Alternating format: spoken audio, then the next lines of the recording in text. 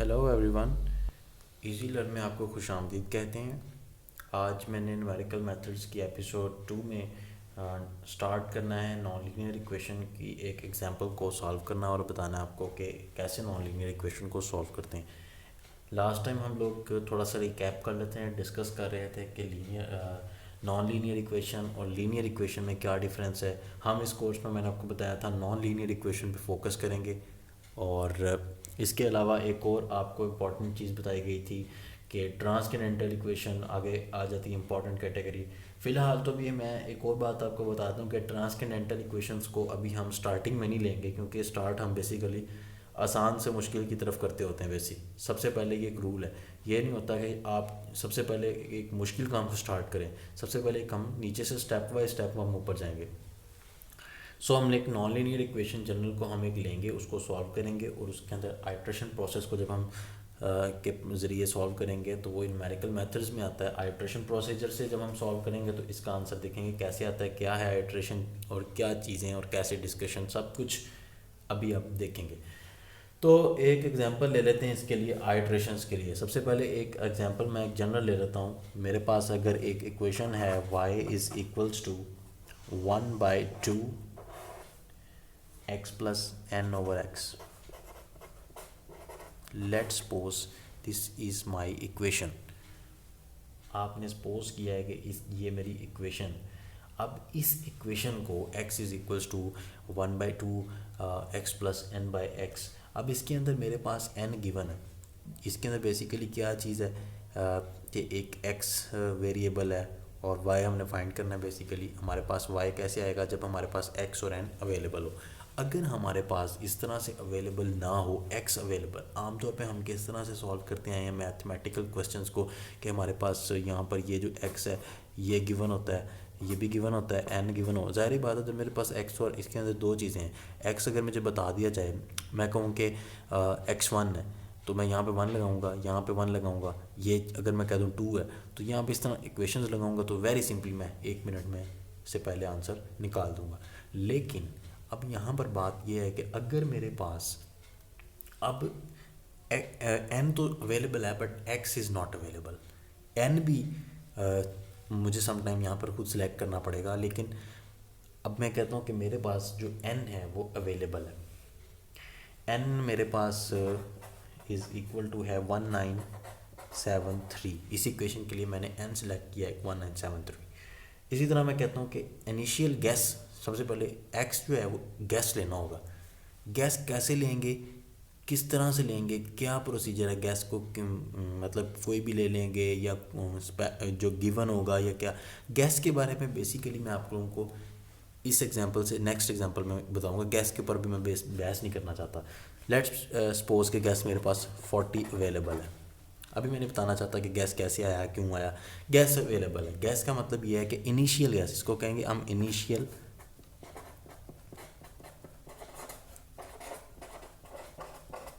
ये initial guess जो हमें पहले ही पता है। बेसिकली जो x है, अगर मैं कहूँ ये देखो मेरे पास तो दोनों चीज़ें आ गई। मैं कहता हूँ भाई इसमें 40 लगाओ, इसमें इधर 40 लगाओ, 40 और ये 1973 इधर लगा दो तो आंसर निकाल लो, जैसे भाई कहा गया है। लेकिन वो मेरा एग्जैक्ट आंसर नहीं है। अब हम एग्जैक्ट आंसर की तरफ कैसे मूव करेंगे वो हमने देखना है। उसी प्रोसीजर से आप देखते हैं कि कैसे करता है। सबसे पहले स्टार्ट करते हैं कि आइट्रेशन 1 से।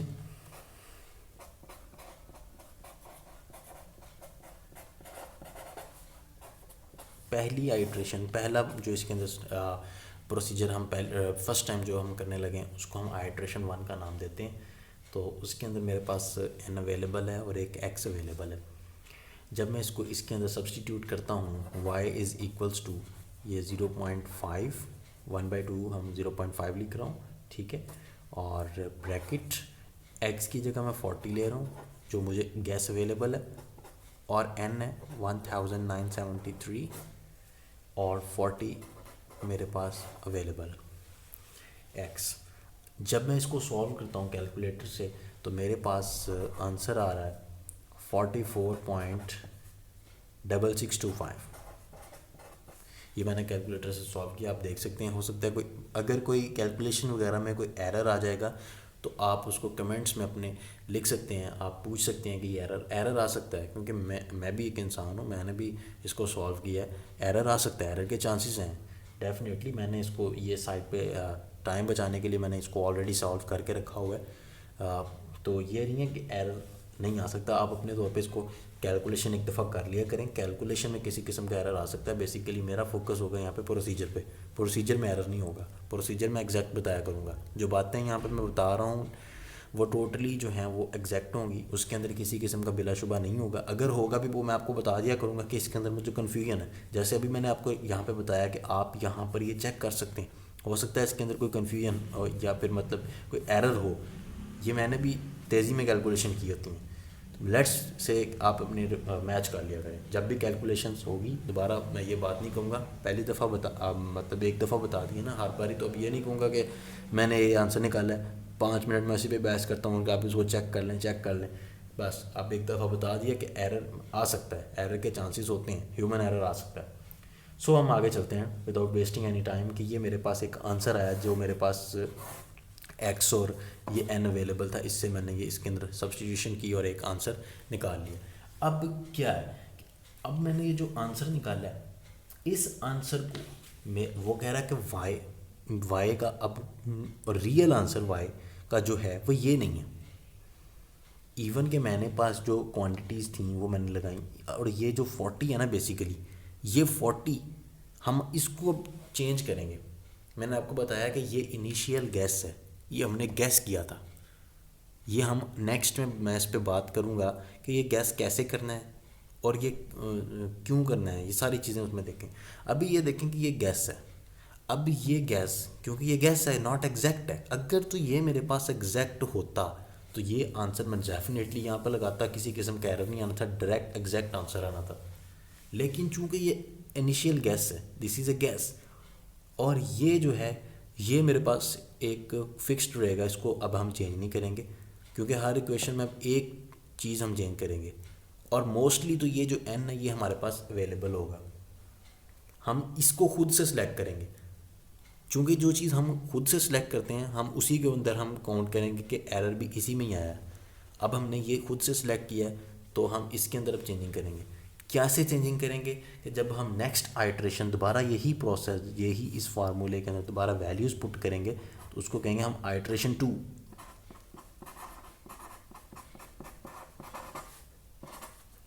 जब मैं इसी प्रोसेस को रिपीट करता हूँ, ये देखें ना मैंने एक वैल्यूज़ लगाई और एक आंसर निकाल लिया। इस प्रोसेस को मैंने कहा ये एक आइट्रेशन एक प्रोसेस है, आइट्रेशन 1 मतलब कि एक दफ़ा कर लिया।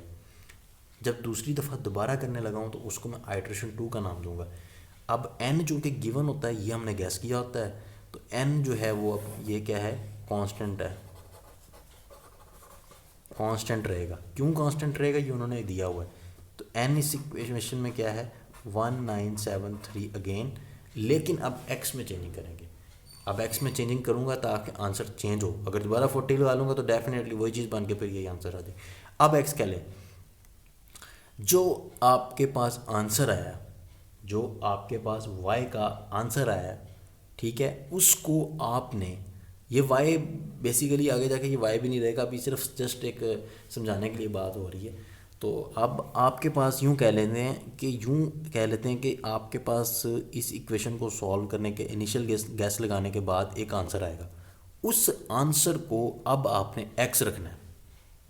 नेक्स्ट प्रोसीजर में क्या करना है दोबारा सुन लें कि n आपके पास तो वही है, लेकिन ये जो x था 40 रखा था तो ये आया। अब हमने इसको यूज़ करना है as a x for the second iteration, मतलब कि इसका जो आंसर है वो मेरे पास इस टाइम 44.6625, ये मेरे पास नेक्स्ट के लिए ये आंसर है, सॉरी ये x है। नेक्स्ट के लिए जो इसका आंसर है वो मेरे लिए x है। तो अब मैंने x का लिया 44.6625, पहले 40 था। अब देखते हैं क्या होता है जब मैं इसके अंदर ये वैल्यूज़ लगाता हूँ 0.5 44.6625 plus 1973 divided by 44.6625 bracket close. अच्छा, अब जब इसको सॉल्व करते हैं 44.625 के ज़रिए, तो मेरे पास जो आंसर आ रहा है उसके मुताबिक 44.44191 आ रहा है। इसको राउंड ऑफ करके मैं कह सकता हूँ 44.42 राउंड ऑफ किए। वैसे आपको मैं एक और बात यहाँ पे बताऊँ कि राउंड ऑफ आप 4 डिजिट पे अपना कैलकुलेटर को फिक्स कर लेना आपने 4 डिजिट्स पे। कैलकुलेटर को आपने 4 डिजिट्स पे फिक्स करना है। ये मैंने कैलकुलेटर को 4 to 5 डिजिट्स पे आप फिक्स कर लें। 5 डिजिट्स पे तो ज़्यादा बेहतर है, लेकिन 4 पे तो मिनिमम आपने अपना कैलकुलेटर फिक्स कर लेना है। कैलकुलेटर फिक्स करने का जो तरीका है वो भी मैं आपको बता देता हूँ। कैलकुलेटर जो है वो फिक्स कैसे किया जाता है। आप ये देखें, ये कैलकुलेटर आपने साइंटिफिक कैलकुलेटर आपके पास होना चाहिए। साइंटिफिक कैलकुलेटर के अंदर आपने ऑन करके आपने इसकी ये शिफ्ट की प्रेस करनी है। यहाँ पे ये ऊपर शो हो गया शिफ्ट की प्रेस करने के बाद आपने इसके सेटअप पे प्रेस करना है। जैसे ही आप सेटअप पे प्रेस करेंगे तो आपके पास डिफरेंट ऑप्शंस अवेलेबल हैं। इस डिफरेंट ऑप्शंस के अंदर आपने ये फिक्स वाली ऑप्शन यानी कि 6 पे आपने प्रेस कर देना। अब वो पूछ रहा है कि कितने डिजिट्स पे फिक्स करना है। जैसे मैं बात कर रहा था, डिजिट्स फिक्स करने का मतलब ये है कि पॉइंट के बाद डेसिमल प्लेस के बाद कितने जो है वो शो किया करे। हो सकता है इसका आंसर इतना अब यहाँ तक आ रहा हो, 10 डिजिट्स आ रहे हों, पूरी स्क्रीन भरी हो, लेकिन मैंने उसे कहा है भाई मुझे 4 ही शो करो, ठीक है, ताकि मैं कन्फ्यूजन से बच सकूँ। तो अब ये यहाँ पे मैं कहता हूँ कि अब मैं इसको 4 पे जैसे सिलेक्ट कर लेता हूँ, तो अब इसके ऊपर एक ऑप्शन भी आ रही है कि ये फिक्स हुआ हुआ कैलकुलेटर है। इस टाइम ये फिक्स हो चुका है, FIX शो कर रहा है। फिक्स का मतलब ये कि अब जैसे मैं कहता हूँ कि 20/4, 4 5 20 होता है। अब ये 5 है बेसिकली तो, लेकिन मैंने उसे फिक्स किया हुआ है कि पॉइंट के बाद मुझे 4 लाजमी शो करो, तो उसने 5.40 शो किया। अगर मेरे पास पॉइंट के बाद जैसे इसके अंदर तो ये पूरा पूरा डिवाइड हुआ है, 5.0 था, कुछ भी नहीं है पॉइंट के बाद, लेकिन इसने फिर भी मुझे 4 ज़ीरो शो किए हैं। तो यानी कि ये फिक्स है। अगर पॉइंट के बाद कुछ ना हो तब भी ये 4 दफ़ा ज़ीरो शो करेगा, लेकिन शो ज़रूर करेगा। लेकिन अगर पॉइंट के बाद बहुत बड़ी जो वैल्यू है उसको भी ये राउंड ऑफ करके 0.4 ही 4 डेसिमल तक ही शो करेगा। तो इससे मुझे आसानी हो जाएगी, क्योंकि 0.4 तक जब ये शो करेगा तो मैं इसको ज़रा एडजस्ट कर लिया करूँगा, बजाय इसके कि मैं ज़्यादा बड़ी जो है वो लिखूँ। तो इस तरह से आपने अपने कैलकुलेटर्स को भी लाजमी एडजस्ट करना है। तो 4.4191 इसको मैंने 4 डिजिट्स पे ये देखें सेट किया हुआ, तो ये मेरे पास आई है। अब इसको मैं मज़ीद राउंड ऑफ अगर कर लूँ तो ये आ जाएगा। राउंड ऑफ करने की वैसे ज़रूरत नहीं है। खैर, अब ये देखें कि आइट्रेशन जब मैंने 2 की बात यहाँ पर करने है, वो असल जो चीज़ है उसकी तरफ आते हैं कि अब मैंने आइट्रेशन 2 की। आइट्रेशन 2 के बाद आप देख सकते हैं कि आइट्रेशन 1 का रिज़ल्ट और अब आइट्रेशन 2 का रिज़ल्ट ये आ रहा है 44.42। तो अब आप देखें कि इसके अंदर एरर कितने परसेंट रह गया, क्योंकि मुझे तो एग्जैक्ट वैल्यू का क्या पता, मुझे तो नहीं पता एग्जैक्ट वैल्यू क्या है। एग्जैक्ट वैल्यू कैसे पता लगेगी कि मैं उसकी परसेंटेज चेक करूँ कि एरर कितना आ रहा है। वो परसेंटेज अब एरर की कैसे चेक होती है वो बेसिकली तो वो यहाँ पे भी मैं आपको बताना भूल गया हूँ। यहाँ पे भी आपने एरर चेक करना है। ऐसे तो नहीं ना आपको पता लगेगा, हो सकता है इसका आंसर हो ही है, या हो सकता है इसका आंसर हो ही है, ये जॉब आया, कैसे पता लगेगा। एरर की जो परसेंटेज है उसको मैं ऐसे इससे ऐसे डिनोट कर देते हैं, आपको पता है। तो एरर परसेंटेज जो होती है आप उसके अंदर ये रूल है कि आपने मॉड लेना है, इस तरफ भी मॉड है। और न्यू वैल्यू मतलब जो अब आपने जिस तरह भी ये प्रोसीजर अभी समझे नहीं हुआ, इसके लिए मैं एरर परसेंटेज चेक करने लगा हूँ। एरर परसेंटेज चेक करने का तरीका ये है कि जो आपने अभी आंसर निकाला है और एक जो पहले 40 ले रहा हूँ, 40 से ये बन गया, 40 लगाया तो ये बना, बाद में आपने इसको एज ए एक्स रखना है तो ये आंसर है, इसको बाद में अगले में एज ए एक्स रखेंगे, तो यही चलता रहेगा प्रोसीजर। तो पहले एक एक्स था, ये प्रीवियस एक्स है, ये अब हमने लेटेस्ट में एक्स ये लेना है, तो ये जो है वो लेटेस्ट वैल्यू है। यानी कि यहाँ पर तो अब इतनी जगह बची भी नहीं है, तो ये यहाँ पे कर देता हूँ मैं आपको साइड पे, यही चीज़ ये यहाँ पे करने लगा हूँ। 44.6625 latest value minus previous value क्या है 40 डिवाइडेड बाय लेटेस्ट वैल्यू 44.6625, इसका आपने लेना मॉड। ये एरर को अभी बता देगा कि कितने परसेंट मल्टीप्लाई, परसेंटेज के लिए मल्टीप्लाइड करना पड़ता है 100। अगर आप इसकी परसेंटेज में देखना चाहते हैं, हमने परसेंटेज में ही देखना है, तो हम इसको मल्टीप्लाई करेंगे 100 के साथ। तो जैसे ही अब आप इसकी कैलकुलेशन करते हैं, कैलकुलेशन का इधर करके भी देख लेते हैं। ये कैलकुलेटर चूँकि फ़िक्स किया हुआ है, तो लेट्स सी कि क्या होता है। 44.6625 माइनस 40 डिवाइडेड बाय 44.6625। अब आप देख सकते हैं कि ये आंसर आ रहा है। इसको अगर आप परसेंटेज में लेके जाना चाहें, मल्टीप्लाइड बाय आप 100 कर दें, तो इसकी परसेंटेज मेरे पास आ रही है 10.4394। तो इसमें यानी कि ये जो मैंने एक आंसर निकाला है, बेसिकली ये आंसर क्लोज है रियल आंसर के। इसका मतलब है ये क्लोज है, लेकिन इसमें 10% अभी एरर है। अब चेक करते हैं कि यहाँ मैंने सेकंड आइट्रेशन, ये तो फर्स्ट का था ना, अब हमने लेट चेक किया, कर हमें उसी वक्त लेना चाहिए था, ये मुझे याद भूल गया था। आइट्रेशन 2 का, अब आइट्रेशन 2 हर एक जब भी हम आइट्रेशन करेंगे उसके बाद एक एरर चेक कर लिया करेंगे। एरर इसके लिए जो एरर है वो चेक करते हैं। तो लेटेस्ट वैल्यू कौन सी है, 44.42। इधर इस केस में मॉड लेना उसका, माइनस प्रीवियस वैल्यू, प्रीवियस कौन सी इधर 44.6625 divided by latest value 44.42 multiplied by 100, क्योंकि हम परसेंटेज चाहते हैं। तो ये लेटेस्ट वैल्यू थी, ये जो है अभी हमने आइट्रेशन 2 की निकाली थी। प्रीवियस वैल्यू हमारे पास 44.625 थी। तो इसका अगर हम एरर निकालना चाहें तो उसी तरीके से 44.42 माइनस 44.6625 और आप नीचे 44.42 मल्टीप्लाइड बाय 100, ये आ रहा है आपके पास 0, इसके अंदर ये 0 आ रहा है 0.54। 0.54 का क्या मतलब है कि आपके एरर में 0.5459, ये नेगेटिव जो है वो शो नहीं करेंगे। क्यों नेगेटिव क्यों नहीं शो करेंगे, क्योंकि ये मॉड लगा हुआ है। मॉड जो है वो किसी भी नेगेटिव 5 का मॉड क्या होता है, 5 होता है। 5 का मॉड क्या होता है, 5 होता है।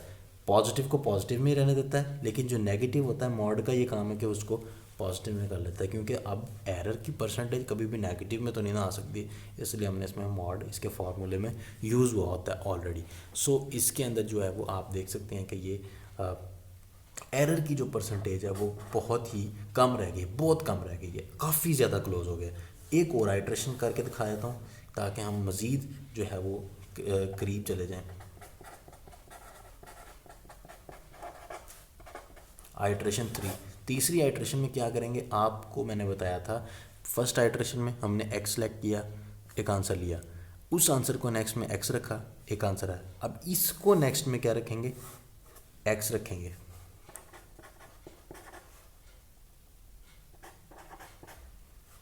ये क्या है मेरे पास, ये क्या है इस टाइम, ये मेरे पास x है, ये मेरे पास आइट्रेशन 3 का x है और n चूँकि मैं वही ले रहा हूँ। तो अब आप यहाँ पर मैं क्या करता हूँ, उसी तरह फार्मूला यूज़ करके 0.5 44.4191 प्लस 1973 ओवर 44.4191 ब्रैकेट क्लोज। तो जब इसका आप आंसर लेंगे तो इसका आंसर आपके पास आ जाएगा 44.41846।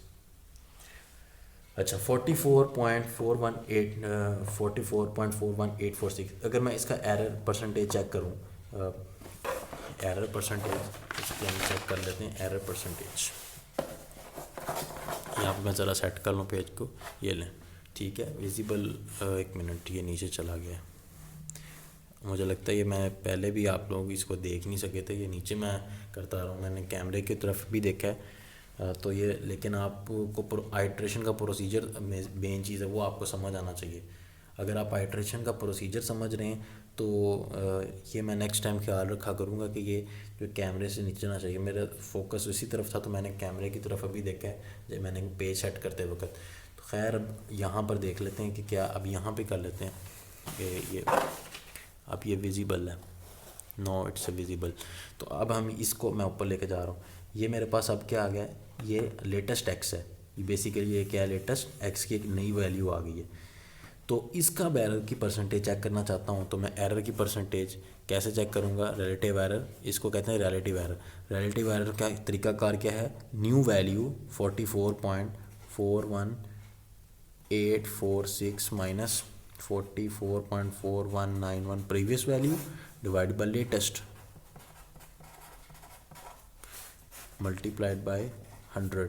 अगर मैं इसको करता हूँ तो ये अभी आप करके देख लेते हैं आपके सामने।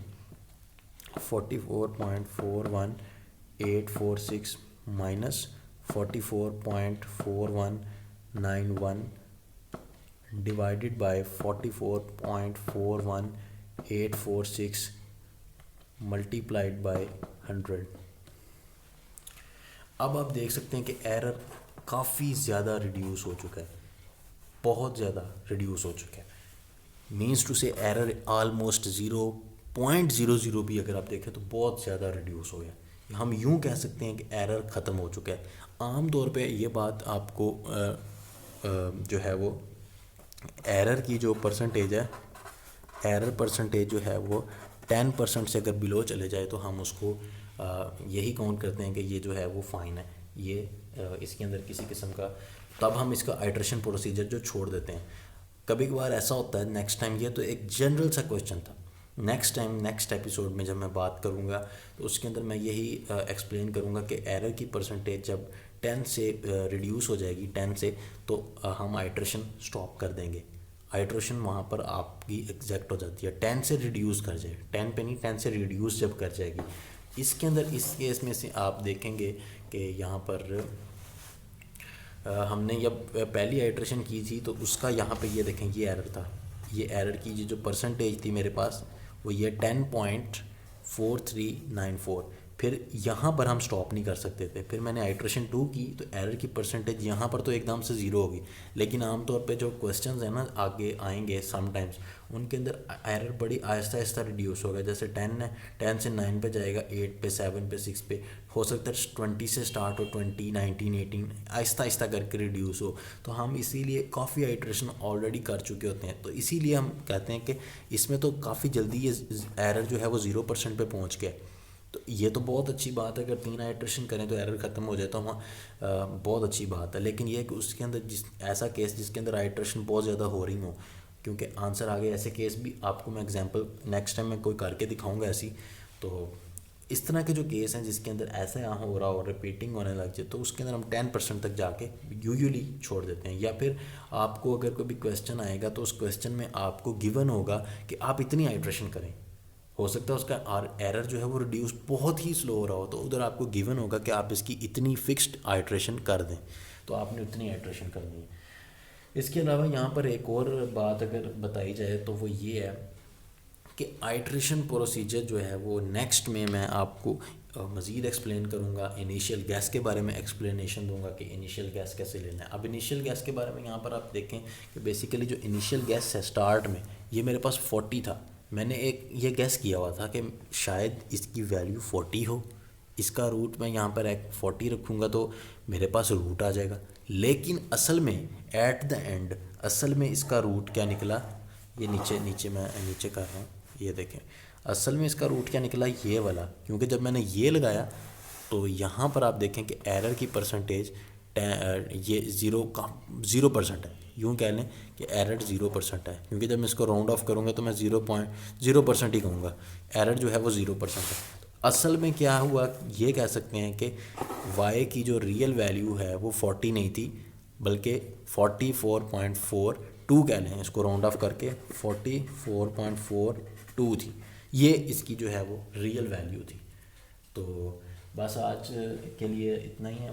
एक और बात एट द एंड में ये कहूँगा कि ये जो प्रोसेस था जिसके अंदर हम सक्सेसिव अप्रॉक्सीमेशन करते हैं, अच्छा ये भी आपने एक और सक्सेसिव अप्रॉक्सीमेशन से याद आया कि सम टाइम ऐसा होता है कि कुछ केसेस ऐसे भी बन जाते हैं कि उससे आप ये वाला लगाते हैं ये आंसर, तो नेक्स्ट में जो आंसर आएगा तो तो हम उसका रिलेटिव एरर जब चेक करते हैं latest value minus previous value divided by the latest value, तो उससे आप एरर जो है उसका बढ़ जाएगा पिछले वाले से। मिसाल के तौर पर यहाँ पर 10% एरर है, यहाँ पर देखें ना कम हो रहा है, और करेंगे और कम एरर हुआ है, और कम एरर हुआ है। लेकिन समटाइम ऐसा केस भी आ जाता है जिसके अंदर एरर जो है वो बढ़ने लग जाता है, मसलन 10 है तो अगले में 12 हो जाएगा। तो ये अगर ऐसे केस आ जाएँ तो उस केस को हम कहेंगे कि this is not the successive, ये सक्सेसफुल जो है वो आइट्रेशन नहीं है, इसके अंदर फार्मूला में कोई मिस्टेक है।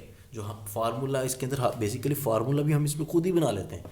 फार्मूला जो है ये क्वेश्चन असल में ये है, इसके अंदर ऑलरेडी उसने मुझे, ये तो मैंने बड़ा सिंपल या फार्मूला टाइप बना हुआ है, लेकिन नेक्स्ट आने वाली ये बातें आने वाले वक्तों में ना खुद ही क्लियर होती जाएंगी। इसके अंदर इतनी ज़्यादा जो है वो टेंशन वाली बात नहीं है। तो बेसिकली अभी तक के लिए यही है कि जब भी आप इसको सॉल्व करेंगे इस प्रोसीजर के ज़रिए कोई क्वेश्चन, तो उस तरह से इस सारे प्रोसीजर को आइट्रेशन प्रोसेस कहते हैं। और हर एक फार्मूला जब भी हम ये फार्मूला है ना, ये हर एक में जब भी यूज़ हो रहा है, इसको हम क्या कहते हैं, एन आइट्रेशन।